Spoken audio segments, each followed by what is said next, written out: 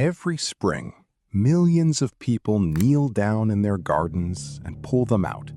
They spray them with chemicals. They spend entire weekends trying to eliminate them from their lawns, their driveways, the cracks in their sidewalks. And what they are throwing into a trash bag and hauling to the curb is something that field surgeons carried into battle. Something that traditional healers across 6 continents independently identified as medicine.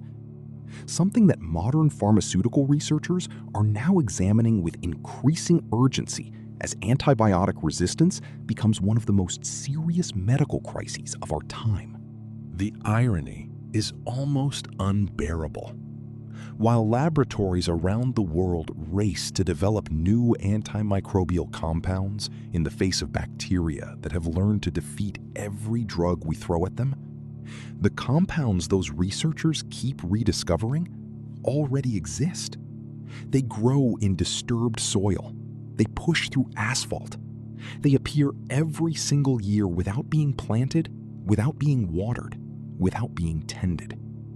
They are, in the most literal sense, trying to give themselves to you.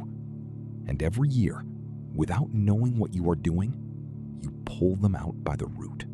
Today, we are walking through 12 of those plants, not as folklore, not as wishful thinking, as documented biology, with named compounds, studied mechanisms, and a paper trail of human use stretching back further than any pharmaceutical patent. Pay close attention to number 1. It is almost certainly growing within 50 feet of where you are sitting right now, and the research on its antimicrobial compounds is some of the most compelling in this entire list. And when we reach number 6, stay with me for the story attached to it, because what was used on the battlefields of the First World War, before penicillin existed, before sulfa drugs existed, was not a laboratory compound. It was a weed. This content is for educational and historical purposes only. Please consult a qualified healthcare provider before using any plant medicinally, particularly if you are pregnant, nursing, or managing a medical condition. Number 12. Chickweed, Stellaria media. It grows low to the ground in dense mats, small bright green leaves, tiny white star-shaped flowers that appear almost before winter fully releases its hold. Gardeners treat it as a nuisance. Traditional herbalists across Northern Europe, Asia, and North America treated it as one of the most reliably available medicines the land offered freely. Chickweed contains saponins, coumarins, and flavonoids, including rutin and quercetin. Quercetin specifically has been the subject of hundreds of clinical studies demonstrating anti-inflammatory, antihistamine, and antioxidant properties.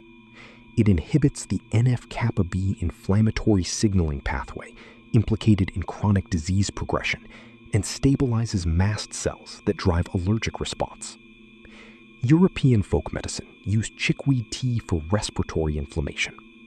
Applied topically, chickweed poultice has been used across cultures for eczema, psoriasis, and minor wounds, with saponins supporting skin barrier function and reducing surface inflammation.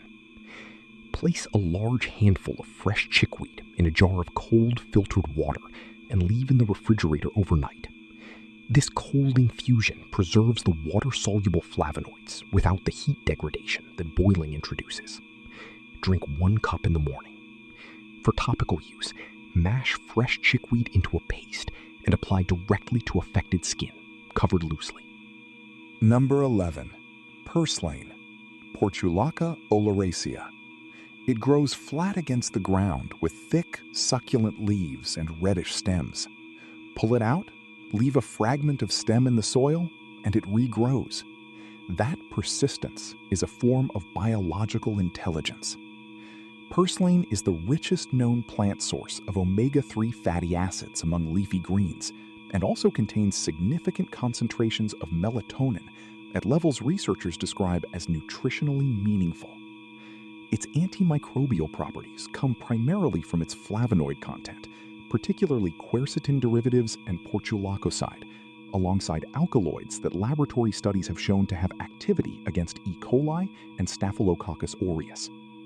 Traditional use in Mediterranean, Middle Eastern, and Chinese medicine for digestive infections and inflammatory conditions has been remarkably consistent across cultures, with no shared medical tradition. The preparation is almost insultingly simple. Purslane is edible raw. Add the leaves and stems to salads or lightly sauté in olive oil with garlic, combining purslane's antimicrobial flavonoids with garlic's allicin and olive oil's oleocanthal in a single dish with 3 independently documented anti-inflammatory mechanisms. Number 10. Ground ivy, Glaucoma heteracea. The creeping, low-growing plant with small, rounded, scalloped leaves and tiny purple flowers that spreads through lawns in early spring. Before hops were widely used in brewing, ground ivy was the primary bittering and preserving agent in ale across northern Europe for centuries. Ground ivy contains rosmarinic acid, ursolic acid, flavonoids, and volatile oils with documented antimicrobial and anti-inflammatory properties. Rosmarinic acid specifically has demonstrated in laboratory studies antiviral activity against influenza and herpes simplex viruses, as well as antibacterial activity against several respiratory pathogens. Traditional use across European and North American herbal medicine for sinus congestion and respiratory infections has been consistent enough to attract modern phytochemical attention. For respiratory applications, place a large handful of fresh ground ivy in a bowl. Pour just boiled water over it, tent a towel over your head, and breathe the steam for 10 minutes. The volatile oils reach the respiratory mucosa directly. For internal use, steep 1 teaspoon of dried leaves per cup of water for 10 minutes. The scalloped, rounded leaves, square stem, and minty, earthy smell when crushed distinguish it clearly. Number 9. Lamb's quarters, Chenopodium album. Archaeological evidence places its consumption at human settlements dating back 8,000 years.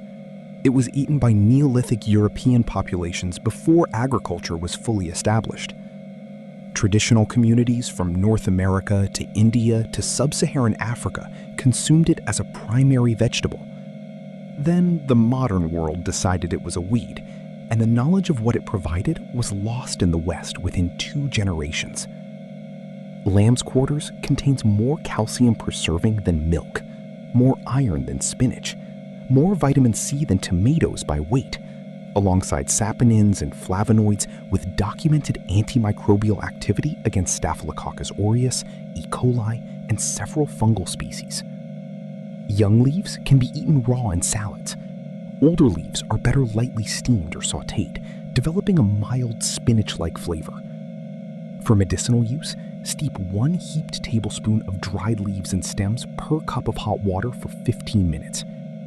The weed your grandfather spent weekends trying to remove from his vegetable garden was providing more nutritional density per square foot than most of what he was growing intentionally beside it.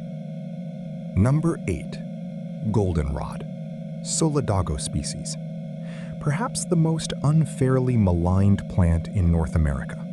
It blooms in late summer at exactly the same time as ragweed, which is the actual cause of late summer allergic rhinitis. Goldenrod has been blamed for ragweed's misdeeds for over a century. Its pollen is too heavy and sticky to be airborne. People who believe they are allergic to goldenrod are almost universally allergic to the ragweed blooming beside it. This misidentification has caused one of the most medicinally significant native plants on the continent to be regarded with hostility by the very people who could benefit most from it. Goldenrod contains rutin, quercetin, saponins, and diterpenes with documented antimicrobial activity against Staphylococcus aureus, Candida albicans, and several common pathogens. European clinical research has confirmed its efficacy as a urinary tract anti-inflammatory and mild antimicrobial, with standardized goldenrod extract now used in pharmaceutical preparations for urinary tract conditions in several European countries. Harvest the flowering tops at peak bloom. Steep 1 to 2 teaspoons of dried flowering tops in just boiled water for 12 minutes, covered to prevent the volatile oils from escaping. 2 cups daily at the onset of urinary discomfort. Number 7. Cleavers.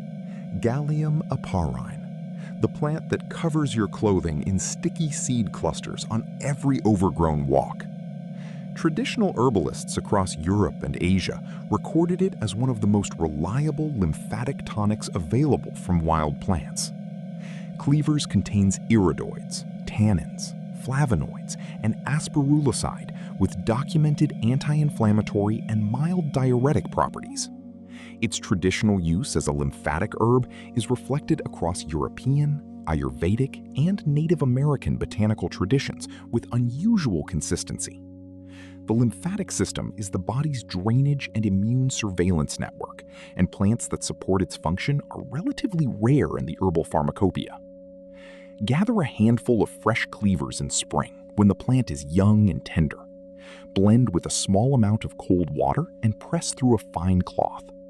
2 to 3 tablespoons of the resulting green juice daily. This preparation is specifically recommended in spring when the plant is at its most active and the body is emerging from winter's dietary monotony. Number 6. Yarrow. Achillea millefolium. The name Achillea comes from the Greek hero Achilles, who, according to legend, used this plant to staunch the bleeding wounds of his soldiers. What is documented history is this: yarrow was carried in the field kits of soldiers across Europe for centuries. During the First World War, before penicillin, before sulfa drugs, field medics in several armies were documented using yarrow poultices on infected wounds because it was what traditional knowledge said to use, and because it worked. The chemistry is now understood precisely. Yarrow contains achillene, with documented hemostatic properties. It contains azulene, with potent anti-inflammatory effects, comparable in laboratory models to hydrocortisone. It contains camphor, borneol, and cineol, with documented antimicrobial activity against a wide range of bacterial and fungal species. And it contains apigenin, which has shown the ability to inhibit biofilm formation by Staphylococcus aureus, the organism responsible for the antibiotic-resistant MRSA infections now killing tens of thousands of hospital patients annually. Harvest yarrow when the flat-topped white flower clusters are fully open in midsummer. For wound application, mash fresh leaves into a poultice and apply directly to minor cuts and abrasions. For internal use, steep 1 teaspoon of dried herb in just boiled water for 15 minutes, covered. Do not use during pregnancy. Number 5. Plantain. Plantago major and Plantago lanceolata, not the banana relative. The broad-leafed or narrow-leafed plant growing in every compacted soil path, every lawn edge, every driveway crack in temperate zones worldwide. Native Americans called it white man's footprint because it spread wherever European colonists settled, following disturbed soil the way disturbed soil follows human activity. No other plant on this list has been more universally documented as medicine across cultures with no shared knowledge. Plantain contains aucubin, an iridoid glycoside with documented anti-inflammatory and antimicrobial properties. It contains allantoin, a compound that actively promotes cell proliferation and wound healing, used in commercial skincare formulations specifically for its skin regeneration properties. Clinical research in Eastern Europe has confirmed its efficacy for upper respiratory tract infections and chronic bronchitis, with results consistent enough to support pharmaceutical development of plantain-based preparations in several countries. For wound healing, pick a plantain leaf, crush it between clean fingers until it releases moisture, and apply the mashed leaf directly to the wound, sting, or skin irritation. The allantoin is doing what allantoin does in commercial wound care products. For respiratory applications, steep 2 teaspoons of dried plantain leaf in just boiled water for 15 minutes. Add raw honey. 2 to 3 cups daily during respiratory illness. Number 4. St. John's wort. Hypericum perforatum. Most widely known as an antidepressant herb, but that reputation has almost entirely obscured its original property. Before it was studied for mood, it was used for wounds. military herbalists across medieval Europe applied the blood-red oil made from its flowers to battle injuries and burns. Hypericin and pseudohypericin, the naphthodienthrone compounds responsible for the red color, have demonstrated in laboratory studies potent antiviral activity against enveloped viruses including influenza and herpes simplex. Hyperforin has documented antibacterial activity against Staphylococcus aureus, including MRSA strains in laboratory conditions, with minimum inhibitory concentrations that researchers describe as clinically relevant. Fill a clean glass jar with fresh St. John's wort flowers harvested at peak bloom in midsummer. Cover completely with extra virgin olive oil. Leave in a sunny window for 4 to 6 weeks, shaking daily. The oil gradually turns a deep blood red. Strain through cloth and store in dark glass. Apply topically to minor wounds, burns, bruises, and nerve pain. Note that St. John's wort interacts with multiple pharmaceutical medications. If you take any prescription medications, consult your healthcare provider before using it internally. Number 3. Elderflower, Sambucus nigra. While elderberries receive the most attention in herbal medicine discussions, the flowers of the same tree have a distinct and immediately accessible medicinal profile. Greek physician Dioscorides documented it. Medieval European physicians prescribed it across 15 centuries of separate documentation for the same consistent indications: fever, respiratory infection, sinus congestion, and inflammatory skin conditions. Elderflower contains quercetin, camphorol, rutin, and chlorogenic acid, alongside volatile compounds with documented antimicrobial properties. The flavonoids have demonstrated in laboratory studies activity against influenza A and B viruses, respiratory syncytial virus, and several bacterial respiratory pathogens. Harvest the flat-topped white flower clusters in late spring when fully open and fragrant, on dry days after the morning dew has lifted. Steep 2 to 3 fresh or 1 teaspoon dried flower clusters in just boiled water for 10 minutes, covered. 2 to 3 cups daily at the onset of cold or flu symptoms. The flowers can also be infused into raw honey, filling a jar half with fresh flowers and half with raw honey, and leaving sealed for 4 to 6 weeks, combining the antimicrobial properties of both. Number 2.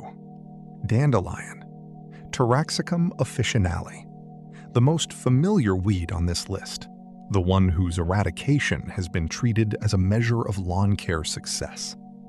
Dandelion has been used medicinally in Chinese traditional medicine for over 1,000 years. It appears in Arabian medicine of the 10th century. European herbalists documented it across the Middle Ages. Native American nations arrived at many of the same applications the European tradition had already developed, independently. That convergence is impossible to attribute to coincidence. The antimicrobial compounds include taraxacin and taraxacerin, sesquiterpene lactones with documented antibacterial and antifungal activity against Candida albicans and several common bacterial pathogens. The root contains inulin, the prebiotic fiber that selectively feeds bifidobacterium and lactobacillus species in the colon. The leaves contain more beta-carotene than carrots, more calcium than milk by weight, and significant iron, potassium, and vitamin C and K. A 2011 study found dandelion extract effective against drug-resistant E. coli strains, results researchers described as warranting continued investigation. Young spring leaves eaten raw in salads, the root dried and roasted as a coffee-like preparation, the flower infused in raw honey. Use the whole plant. Every part of it is trying to help you. Number 1. Stinging nettle, Urtica dioica, the plant that has trained people to avoid it through the most immediate and effective mechanism available to a stationary organism. Touch it, and you will know immediately why you should have been paying more careful attention. Stinging nettle has been used medicinally for more than 2,000 years across every culture that encountered it. Greek physician Dioscorides documented it. Roman soldiers rubbed it on their skin to stimulate circulation in cold climates. Medieval European medicine used it for joint inflammation and respiratory conditions. Ayurvedic medicine documented it for the same indications independently. 19th century European physicians developed urtication, the deliberate application of fresh nettle to arthritic joints as a treatment producing meaningful pain relief and increased mobility. Modern clinical research has found in preliminary studies that the formic acid and histamine delivered by the nettle's hollow silicon needles trigger a local inflammatory response that paradoxically reduces the deeper chronic inflammation driving arthritis pain, a mechanism researchers describe as counter-irritant therapy with a plausible biological basis. The compounds responsible for nettle's broader medicinal properties include quercetin, camphorol, caffeic acid, and beta-sitosterol, alongside lectins with documented immunomodulatory properties. Laboratory studies have shown nettle extract activity against Staphylococcus aureus and E. coli. Clinical trials on nettle preparations for allergic rhinitis have shown statistically significant symptom reduction compared to placebo. Research on benign prostatic hyperplasia using nettle root extract has produced consistent positive results in multiple European clinical trials. The preparation that converts the stinging plant into safe food or medicine is simple. Heat or drying neutralizes the formic acid in the needles. Young spring nettles blanched in boiling water for 30 seconds produce a cooked green extraordinarily rich in iron, calcium, magnesium, and vitamins A and C. Nettle tea from dried leaf, 2 teaspoons per cup steeped 15 minutes, provides the flavonoid and anti-inflammatory fraction for daily use. The root, decocted by simmering in water for 20 minutes, delivers the compounds most relevant for urinary and prostate health. The plant that has been stinging you and your children since the first warm days of every spring you can remember is one of the most medicinally complete plants in the temperate world. It is asking nothing of you except to stop treating it as the enemy. The active compounds in these plants are not theoretical. They are not folk belief waiting for science to catch up. They are named molecules with documented mechanisms studied in peer-reviewed research. What the ancient world understood, and what the modern world is slowly rediscovering, is that the whole plant, with its hundreds of interacting compounds, often outperforms any isolated fraction. The people who used these plants, across cultures with no shared knowledge, across centuries with no shared language, kept arriving at the same plants for the same conditions. That convergence is the oldest clinical trial ever run. It is still running. It runs through every garden where someone kneels down to pull these plants out by the root without knowing what they are holding. If this conversation has been meaningful to you, share it with someone who needs to hear it. Leave a comment telling me which of these 12 is growing in your yard right now. The answer will almost certainly be more than one.